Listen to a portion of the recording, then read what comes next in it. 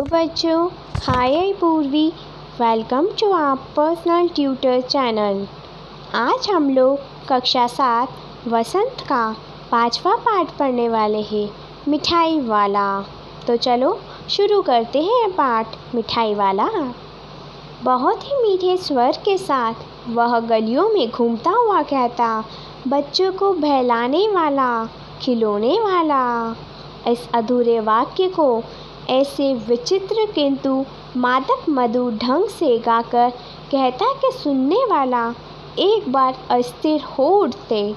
उसके स्नेहाभिषक्ति कंठ से फूटा हुआ गान सुनकर निकट के मकानों में हलचल मच जाती।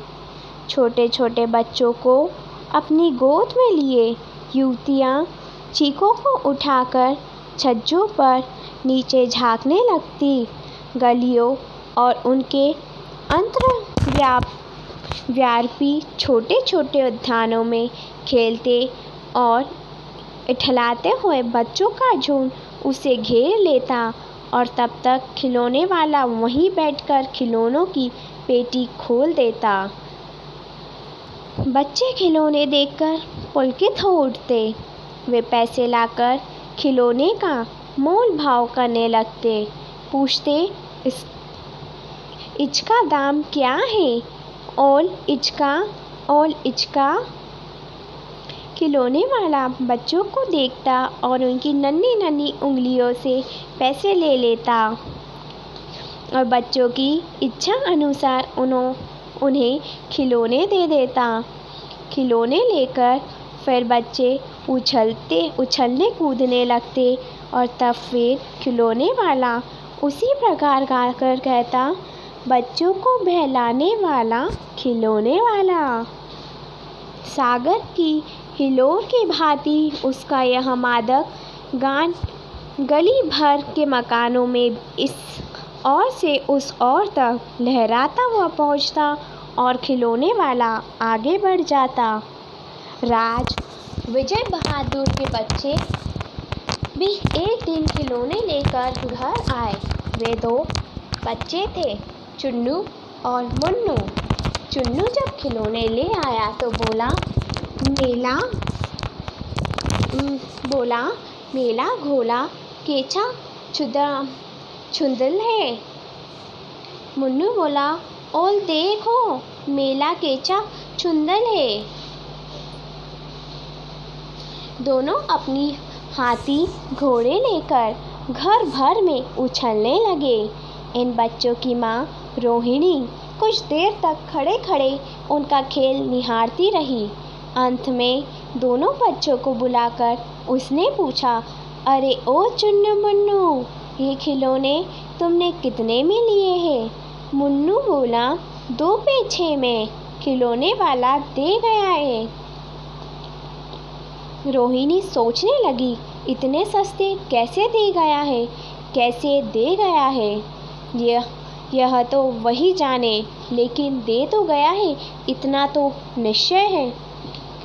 एक जरा सी बात ठहरी। रोहिणी अपने काम में लग गई। फिर कभी उसे इस पर विचार करने की आवश्यकता भी भला क्यों पड़ती। भाग 2। 6 महीने बाद नगर भर में 2-4 दिनों में एक मुरली वाले की आने का समाचार फैल गया। लोग कहने लगे, भाई वाह, मुरली बजाने में वह एक ही उस्ताद है। मुरली बजाकर गाना सुनाकर वह मुरली बेचता भी है, सो भी 2-2 पैसे में। भला इसमें उसे क्या मिलता होगा? मेहनत भी तो ना आती होगी। एक व्यक्ति ने पूछ लिया, कैसा है वह मुरली वाला? मैंने तो उसे नहीं देखा। उत्तर मिला, उम्र में उसकी अभी आधी ना होगी। यह 30-32 का होगा। दुबला पतला गोरा युवक, बीकानेरी रंगीन साफा बांधता है। वही तो नहीं जो पहले खिलौने बेचा करता था? क्या वह पहले खिलौने भी बेचा करता था?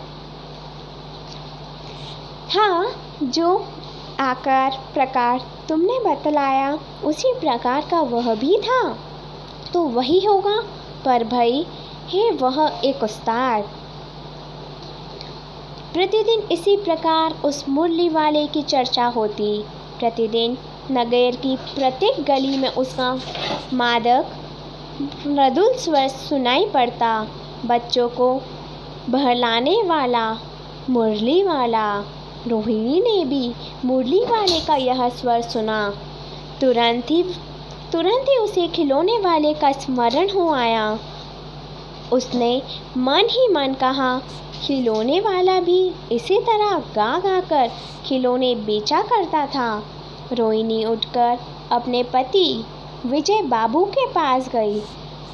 जरा उस मुरली वाले को बुलाओ तो चुन्नू मुन्नू के लिए ले लूं। क्या पता यह फिर इधर आए ना आए। वे भी जान पड़ता है पार्क में खेलने निकल गए हैं। विजय बाबू एक समाचार पत्र पढ़ रहे थे। उसी तरह उसे लिए हुए वे दरवाजे पर आकर मुरली वाले से बोले, क्यों भाई, किस तरह देते हो मुरली? किस तरह? किसी की टोपी गली में गिर पड़ी, किसी का जूता पार्क में ही छूट गया और किसी की सोथनी पजामा ही ढीली होकर लटक आई है। इसी तरह दौड़ते हाँफते हुए बच्चों का झुंड आ पहुँचा। एक स्वर में सब बोल उठे, अब भी लंदे मुरली और वो लंदे मुरली। मुरली वाला हर्ष गदगद हो उठा। बोला, सबको देंगे भैया, लेकिन जरा रुको, ठहरो, एक एक को देने दो। अभी इतनी जल्दी हम कहीं लौट थोड़ी जाएंगे। बेचने तो आ ही है, और है भी इस समय मेरे पास 1 2 नहीं, पूरी 57। हाँ बाबूजी, क्या पूछा था आपने? कितने में दी? दी तो वैसे 3-3 पैसे के हिसाब से है, पर आपको 2-2 पैसे में ही दे दूंगा। विजय बाबू भीतर बाहर दोनों रूपों से मुस्कुरा दिए। मन ही मन कहने लगे, कैसा है, देता तो सबको इसी भाव से है, इस पर मुझ पर उल्टा एहसान लाद रहा है। फिर बोले, तुम लोगों की झूठ बोलने की आदत होती है। देते होंगे सभी को 2-2 पैसे में, पर एहसान का बोझ मेरे ही ऊपर लाद रहे हो। मुरली वाला एकदम अप्रतिभ हो उठा। बोला, आपको क्या पता बाबूजी कि इनकी असली लागत क्या है? यह तो ग्राहक का दस्तूर होता है कि दुकानदार चाहे हानि उठाकर चीज़ क्यों ना बेचे, पर ग्राहक यही समझते हैं कि दुकानदार मुझे लूट रहा है। आप भले काहे को विश्वास करेंगे, लेकिन सच पूछिए तो बाबूजी, असली दाम 2 ही पैसे है। आप कहीं से 2 पैसे में ये मुरली नहीं पा सकते। मैंने तो पूरी 1000 बनवाई थी, तब मुझे इस भाव में पड़ी है। विजय बाबू बोले, अच्छा, मुझे ज़्यादा वक्त नहीं, जल्दी से 2 ठोर निकाल दो। 2 मुरलियाँ लेकर विजय बाबू पर मकान के भीतर पहुँच गए। मुरली वाला देर तक उन बच्चों के झुंड से मुरलियाँ बेचता रहा। उसके पास कई रंग की मुरलियाँ थी। बच्चे ये जो रंग पसंद करते, मुरली वाला उसी रंग की मुरली निकाल देता। यह बड़ी अच्छी मुरली है, यही तो ले लो बाबू, राजा बाबू, तुम्हारे लायक तो बस यह है। हाँ भैया, तुमको वही देंगे, ये लो।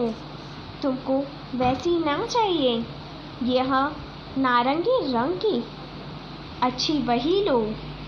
अच्छा, वही लो। ले आए पैसे।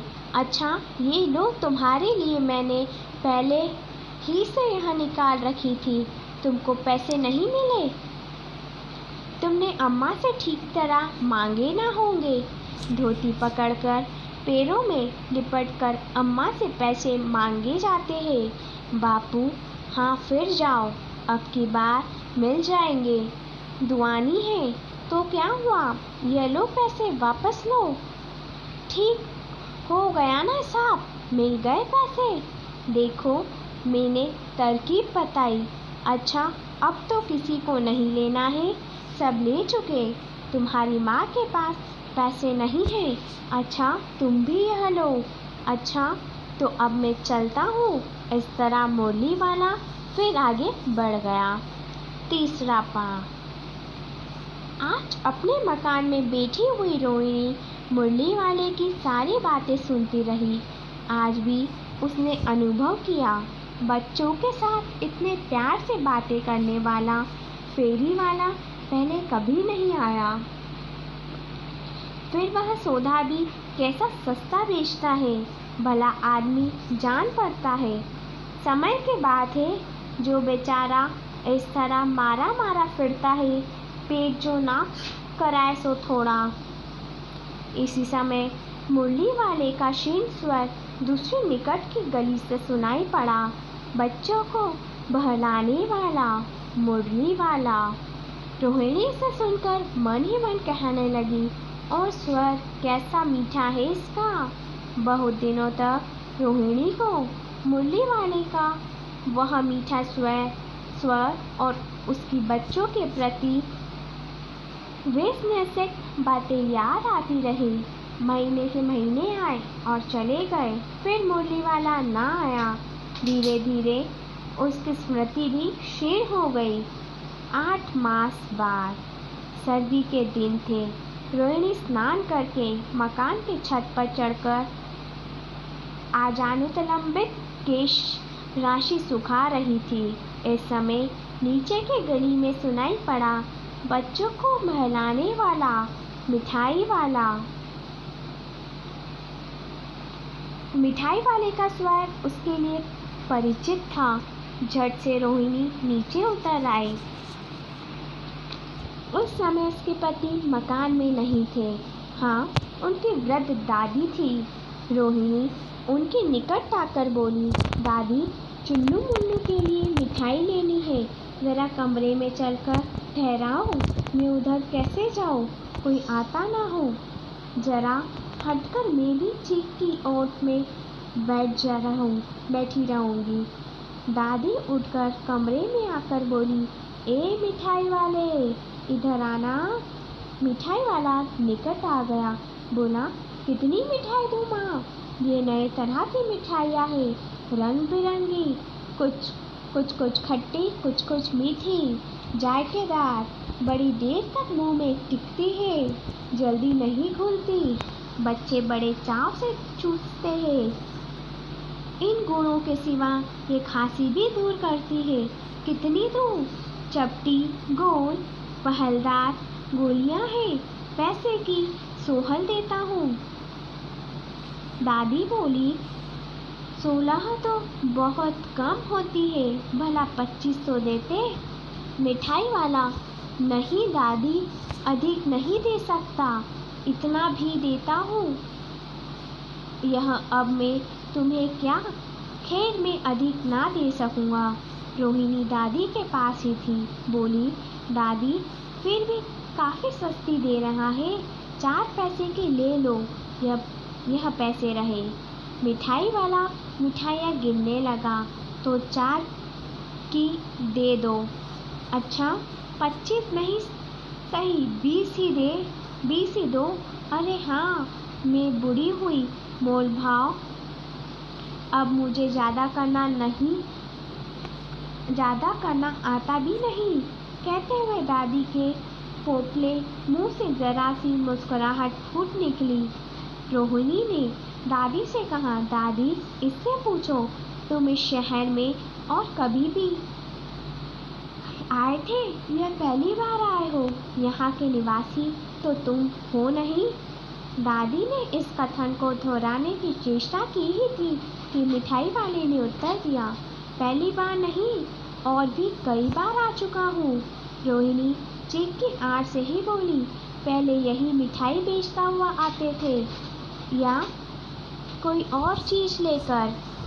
मिठाई वाला हर्ष, संशय और विस्मयादि भाव में डूबकर बोला, इससे पहले मुरली लेकर आया था और उससे भी पहले खिलौने लेकर। रोहिणी का अनुमान ठीक निकला। अब तो वह उससे और भी कुछ बातें पूछने के लिए स्थिर हो उठी। वह बोली, इन व्यवसायों में भला तुम्हें क्या मिलता होगा? वह बोला, मिलता भला क्या है, यही खाने भर को मिल जाता है, कभी नहीं भी मिलता है, पर हाँ, संतोष, धीरज और कभी कभी असीम सुख जरूर मिलता है, और यही मैं चाहता भी हूँ। सो कैसे, वह भी बताओ। अब व्यर्थ उन बातों की क्या चर्चा करूँ, उन्हें आप जाने ही दे। उन बातों को सुनकर आपको दुख ही होगा। जब इतना बताया है तब और भी बता दो।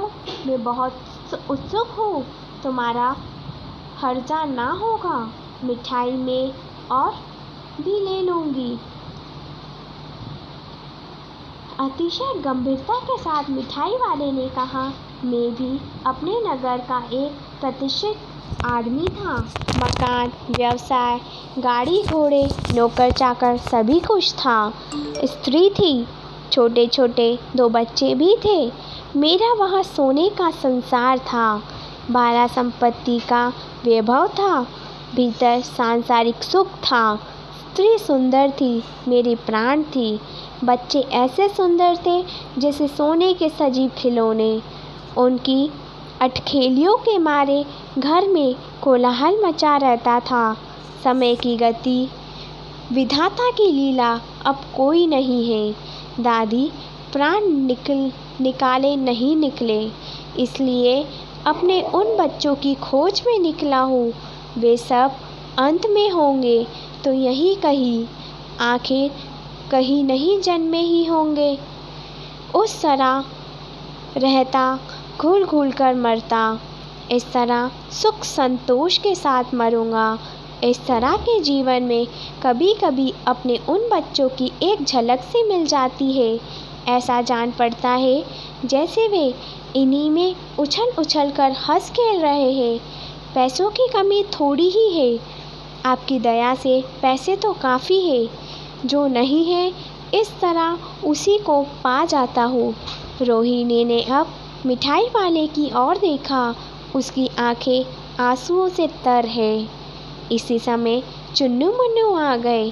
रोहिणी से लिपटकर उनका आंचल पकड़कर बोले, अम्मा मिठाई मुझसे लो। यह कहकर तत्काल कागज की 2 पुड़ियाँ मिठाइयों से भरी मिठाई वाले ने चुन्नू मुन्नू को दे दी। रोहिणी ने भीतर से पैसे फेंक दिए। मिठाई वाले ने पेटी उठाई और कहा, अब इस बार ये पैसे ना लूँगा। दादी बोली, अरे अरे, ना ना, अपने पैसे लिए जा भाई। तब तक आगे फिर सुनाई पड़ा उसी प्रकार मादक मृदुल स्वर में, बच्चों को बहलाने वाला मिठाई वाला।